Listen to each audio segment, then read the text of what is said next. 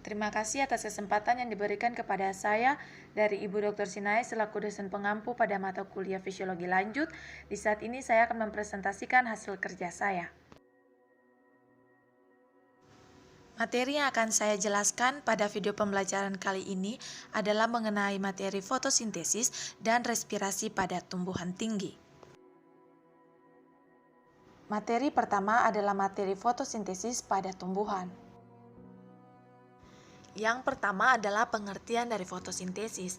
Fotosintesis sendiri berasal dari bahasa Yunani, yaitu foto yang berarti cahaya, dan sintesis yang berarti menggabungkan atau penggabungan. Fotosintesis sendiri merupakan suatu proses biokimia pembentukan zat makanan seperti karbohidrat yang dilakukan oleh tumbuhan, terutama tumbuhan yang mengandung zat hijau daun atau klorofil. Organisme fotosintesis disebut fotoautotrof karena mereka dapat membuat makanannya sendiri. Yang berikut adalah sejarah penemuan fotosintesis. Pada awal tahun 1600-an, ada seorang dokter dan ahli kimia yaitu Jan van Helmont, yaitu seorang yang berasal dari Finlandia, bagian dari Belgia, melakukan percobaan untuk mengetahui faktor apa yang menyebabkan massa tumbuhan bertambah dari waktu ke waktu. Dari penelitiannya, Helmont menyimpulkan bahwa massa tumbuhan bertambah hanya karena pemberian air. Yang kedua, pada tahun 1727, seorang ahli botani Inggris yaitu Stephen Halley berhipotesis bahwa pasti ada faktor lain selain air yang berperan. Ia mengemukakan bahwa sebagian makanan tumbuhan berasal dari atmosfer dan cahaya yang terlibat dalam proses tertentu. Pada saat itu belum diketahui bahwa udara mengandung unsur gas yang berlainan. Kemudian, pada tahun 1771, Joseph Priestley, seorang ahli kimia dan pendeta berkebangsaan Inggris, mengemukakan bahwa ketika ia menutupi sebuah lilin yang menyala dengan sebuah toples terbalik, nyalanya akan mati sebelum lilinnya habis terbakar. Ia kemudian menemukan bila ia meletakkan tikus dalam toples terbalik bersama lilin, tikus itu akan mati lemas. Dan kedua percobaan itu, Priestley menyimpulkan bahwa nyala lilin telah merusak udara di dalam toples itu dan menyebabkan kematian daripada tikus. Ia kemudian menunjukkan bahwa udara yang telah dirusak oleh lilin tersebut dapat dipulihkan oleh tumbuhan. Ia juga menunjukkan bahwa tikus dapat tetap hidup dalam toples tertutup, asalkan di dalamnya juga terdapat tumbuhan. Pada tahun 1778, Jan Ingenhousz, seorang dokter dari kerajaan Austria, mengulangi eksperimen dari Priestley. Ia memperlihatkan bahwa cahaya matahari berpengaruh pada tumbuhan sehingga dapat memulihkan udara yang rusak. Ia juga menemukan bahwa tumbuhan juga dapat mengotori udara pada keadaan gelap, sehingga ia lalu menyarankan agar tumbuhan dikeluarkan dari rumah pada malam hari untuk mencegah kemungkinan meracuni penghuninya.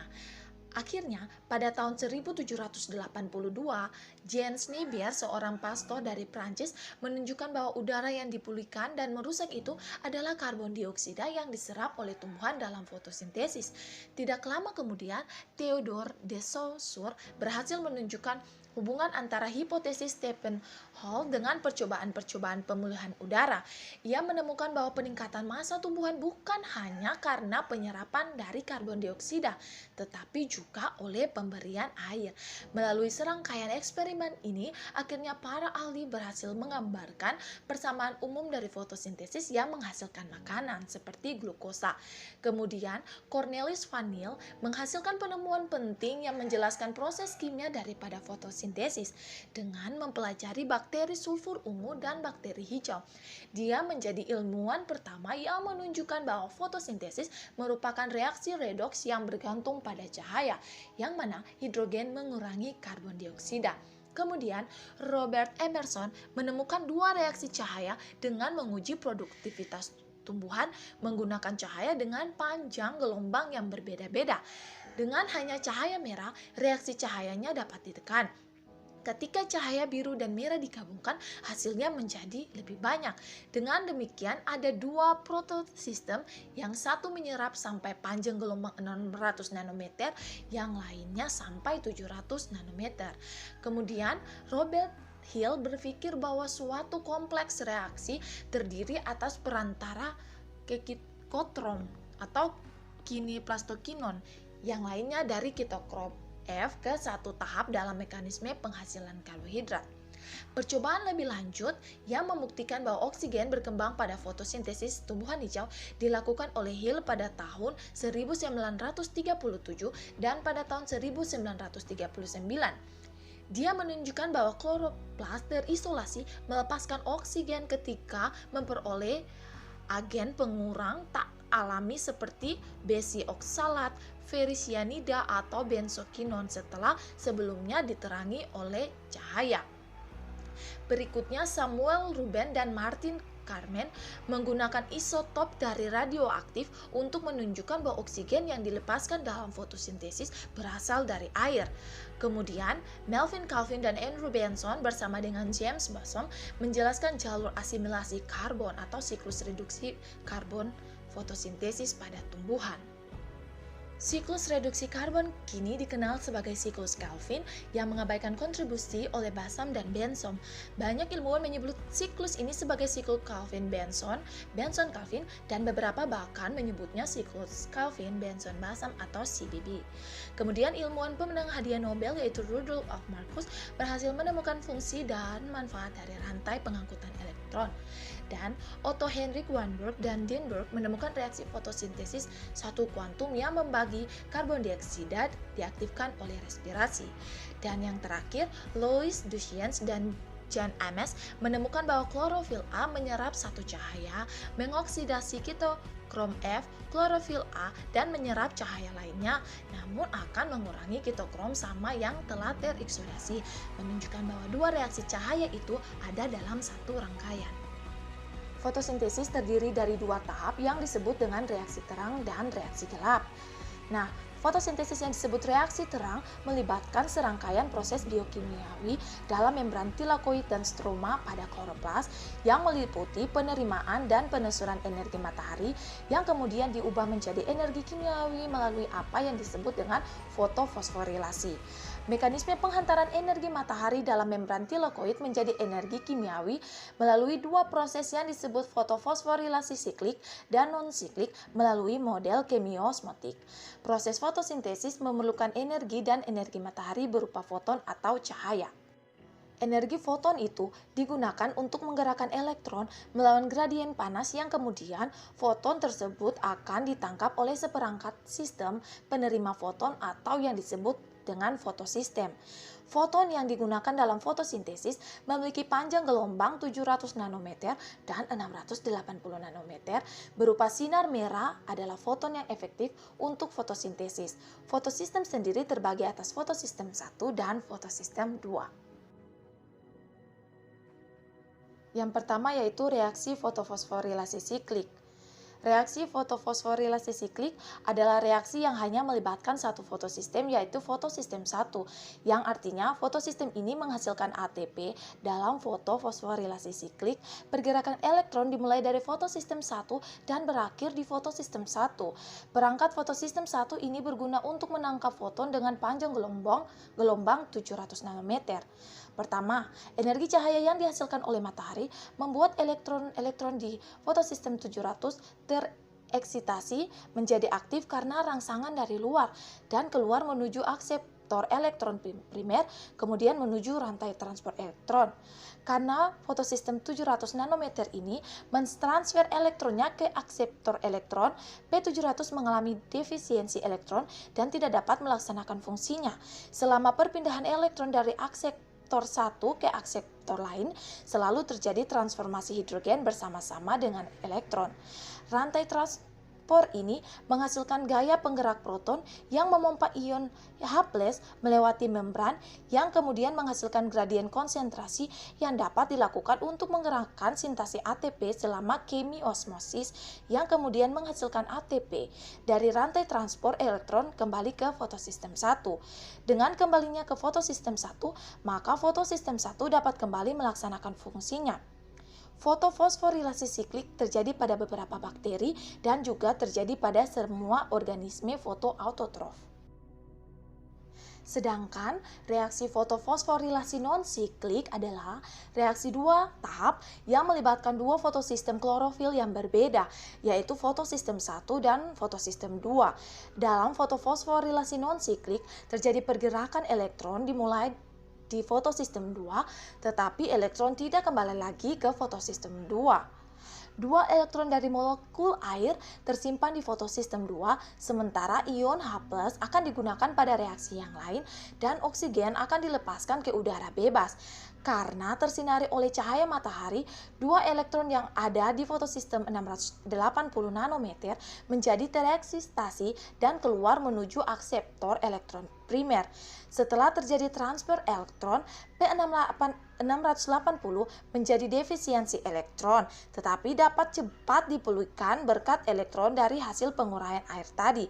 Setelah itu, mereka kemudian bergerak lagi ke rantai transport elektron yang membawa mereka melewati peptidin, plastoquinin, kompleks sitokrom B6F, plastotianin, dan akhirnya sampai di fotosistem 1 tepatnya pada P700. Perjalanan elektron disebut juga dengan skema Z. Sepanjang perjalanan di rantai transport, dua elektron tersebut mengeluarkan energi untuk reaksi sintesis kemiosmotik ATP yang kemudian menghasilkan ATP. Sesampainya di fotosistem 1, dua elektron tersebut mendapat pasokan tenaga yang cukup besar dari cahaya matahari. Kemudian, elektron itu bergerak ke molekul akseptor ferredoksin dan akhirnya sampai di ujung rantai transport, di mana dua elektron tersebut telah ditunggu oleh NADP+ dan H+ yang berasal dari penguraian air. Berikutnya adalah fotosintesis pada alga dan bakteri. Alga terdiri dari alga multiseluler seperti ganggang hingga alga mikroskopik yang hanya terdiri dari satu sel. Meskipun alga tidak memiliki struktur sekompleks tumbuhan darat, fotosintesis pada keduanya terjadi dengan cara yang sama. Hanya saja, karena alga memiliki berbagai jenis pigmen dalam kloroplasnya, maka panjang gelombang cahaya yang diserapnya pun lebih bervariasi. Semua alga menghasilkan oksigen dan kebanyakan bersifat autotrof. Hanya sebagian kecil saja yang bersifat heterotrof, yang berarti bergantung pada materi yang dihasilkan oleh organisme lain. Ada sejumlah bakteri yang melakukan fotosintesis, contohnya Rhodobacter sp. Nah, bakteri berfotosintesis menggunakan klorosom. Klorosom adalah struktur yang berada tepat di bawah membran plasma dan mengandung pigmen klorofil dan pigmen lainnya untuk proses fotosintesis. Klorosom hanya terdapat pada bakteri yang melakukan fotosintesis. Ada beberapa faktor utama yang menentukan laju fotosintesis. Yang pertama ada intensitas cahaya. Laju fotosintesis maksimum ketika banyak cahaya. Yang kedua ada konsentrasi karbon dioksida. Semakin banyak karbon dioksida di udara, makin banyak jumlah bahan yang dapat digunakan tumbuhan untuk melakukan fotosintesis. Yang berikut adalah suhu. Enzim-enzim yang bekerja dalam proses fotosintesis hanya dapat bekerja pada suhu optimalnya. Umumnya, laju fotosintesis meningkat seiring dengan meningkatnya suhu hingga batas toleransi enzim. Yang berikut adalah kadar air. Kekurangan air atau kekeringan menyebabkan stomata menutup sehingga menghambat penyerapan karbon dioksida dan mengurangi laju fotosintesis. Yang berikut adalah kadar fotosintan atau hasil fotosintesis. Jika kadar fotosintesis seperti karbohidrat berkurang, laju fotosintesis akan naik. Bila kadar fotosintesis bertambah atau bahkan sampai jenuh, maka laju fotosintesis akan berkurang. Dan yang berikut adalah tahap pertumbuhan. Penelitian menunjukkan bahwa laju fotosintesis jauh lebih tinggi pada tumbuhan yang sedang berkecambah ketimbang tumbuhan dewasa. Hal ini mungkin dikarenakan tumbuhan berkecambah memerlukan lebih banyak energi dan makanan untuk tumbuh. Berikutnya adalah materi respirasi pada tumbuhan. Respirasi merupakan suatu proses metabolisme dengan cara menggunakan oksigen dalam pembakar senyawa yang lebih kompleks seperti pati, gula, protein, lemak, dan asam organik, sehingga menghasilkan molekul sederhana seperti karbon dioksida, air, serta energi, dan molekul lain yang dapat digunakan oleh sel untuk reaksi sintesis. Respirasi merupakan suatu proses biologis di mana oksigen diserap untuk digunakan pada proses pembakaran yang menghasilkan energi dan pengeluaran sisa pembakaran berupa karbon dioksida dan air. Respirasi pada tumbuhan berlangsung siang dan malam karena cahaya bukanlah merupakan satu-satunya syarat, sehingga respirasi pada tumbuhan berlangsung sepanjang waktu selama tumbuhan itu hidup. Tumbuhan melakukan proses respirasi untuk kegiatan pembongkaran atau pembakaran suatu sumber zat energi di dalam tubuh tumbuhan untuk mendapatkan energi. Zat makanan yang mengandung sumber tenaga paling utama adalah karbohidrat. Oleh karena itu, dalam kelangsungan hidup dan untuk menghasilkan energi, maka tumbuhan sangat penting untuk melakukan respirasi. Substrat yang paling banyak diperlukan tanaman untuk proses respirasi dalam jaringan tanaman adalah karbohidrat dan asam-asam organik dibandingkan dengan protein dan lemak. Respirasi pada tumbuhan pada dasarnya sama dengan pada hewan, namun juga ada kekhasannya.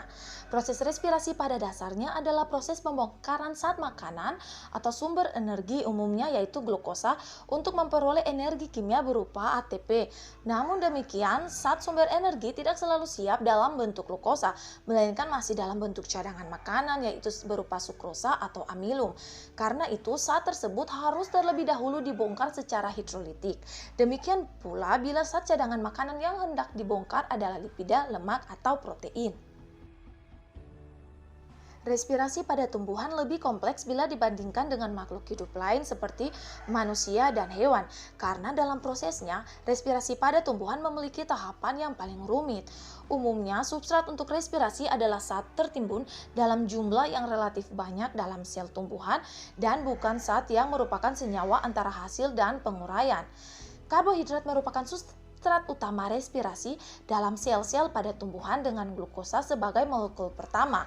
Substrat respirasi yang paling penting di antara karbohidrat adalah sukrosa dan pati sebagai cadangan karbohidrat. Karbohidrat dan asam-asam organik merupakan substrat yang paling banyak digunakan oleh tumbuhan untuk melakukan respirasi. Sedangkan pada hewan, selain menggunakan karbohidrat sebagai substrat utama, hewan juga sering menggunakan protein dan lemak sebagai substratnya. Terdapat 4 proses respirasi pada tumbuhan.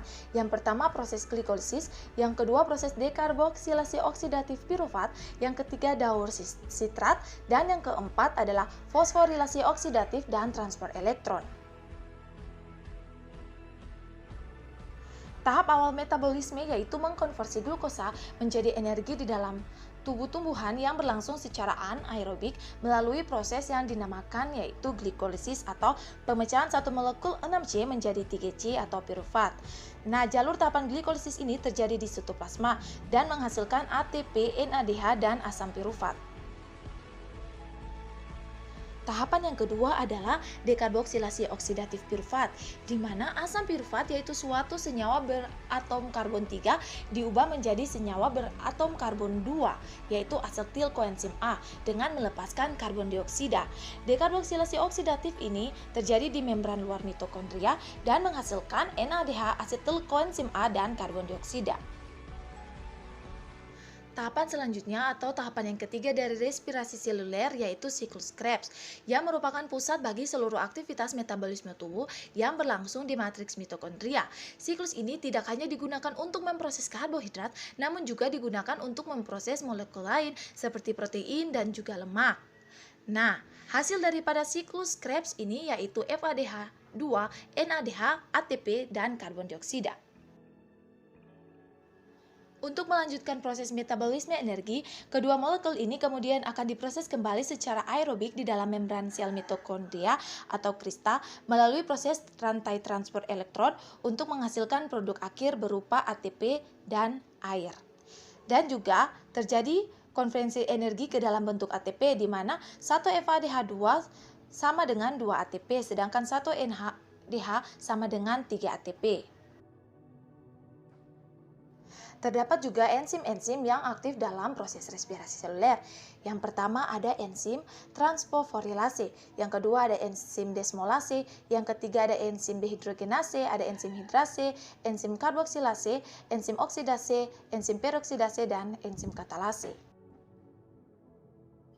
Yang berikut adalah hubungan fotosintesis dan respirasi seluler. Pada tumbuhan tingkat tinggi, fotosintesis dan respirasi seluler yang terhubung melalui hubungan penting.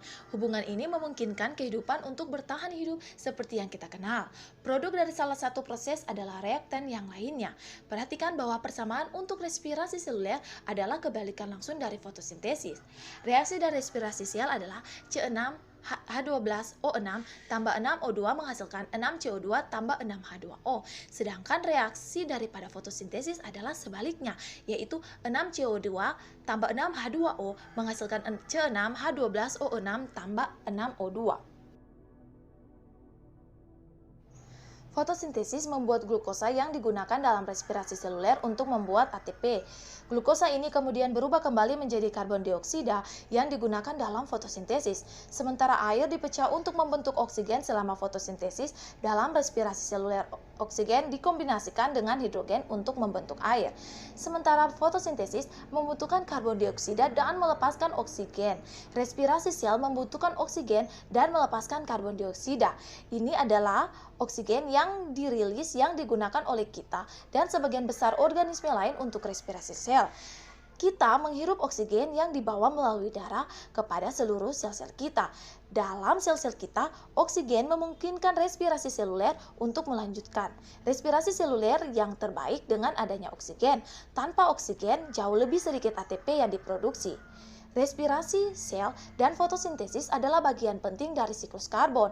Siklus karbon adalah jalur di mana karbon didaur ulang di biosfer, sementara respirasi sel melepaskan karbon dioksida ke lingkungan. Fotosintesis menarik karbon dioksida dari atmosfer. Pertukaran karbon dioksida dan oksigen selama fotosintesis dan respirasi seluler di seluruh dunia membantu untuk menjaga oksigen atmosfer dan karbon dioksida pada tingkat yang stabil.